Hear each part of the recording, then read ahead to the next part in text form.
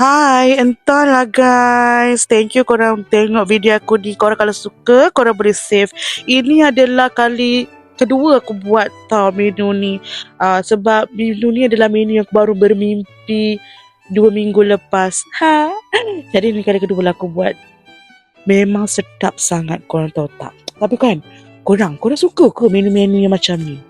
Sebab kan, aku kan, kadang-kadang kalau aku bermimpi tu kan, okey lah, macam nampak macam sedap je kan aku nak buat kan. Tapi Alhamdulillah guys, mimpi aku tu sedap kan. Bila aku buat betul-betul sedap juga. Tak adalah kita nak buat merepek-repek. Jangan kita boleh makan lah. Tak ada kita nak buat, kita nak buang guys. Ini memang sedap. Sumpah ke gila, sedap gila you all. That you all buat. Betul. Kalau you all buat ni, bertambah-tambah. Agak boleh jadi menu jualan.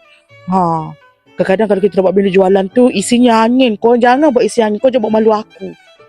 Ada aku bagi menu ni. Kau jangan nak buat isi angin pula nak menjual. Buatlah isi tinggi-tinggi, isi yang banyak-banyak sikit kan.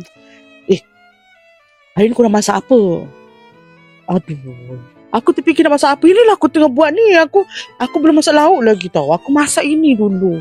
Yelah, bila kita buat macam ni kan, baru kita berfikir nak masak. Tapi dari tadi aku asyik buat popia je. Tadi aku menggulung popia je guys. Aku tak ada masak lauk lagi. Lantak lah guys. Awal lagi kan. Apa-apa pun korang boleh cuba tau menu aku ni. Serius tau. Tak payah sos pun tak apa.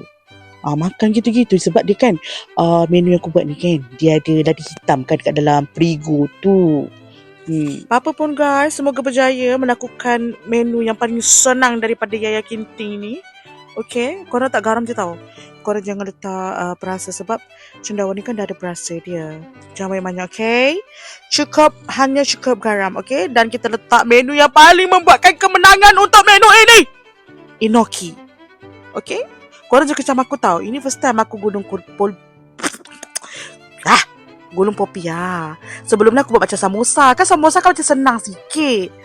Jadi gulung ni aku macam, kau tengoklah macam tak ada seni. Kalau arwah mak aku tengok ni kata, tangan kau memang tak berseni lah Daya. Harapkan tembam aja tangan tu. Tapi tak berseni. Memanglah. Lepas tu kau tengoklah api aku macam besar sangat. Tapi popia ni memang sedap. Wow.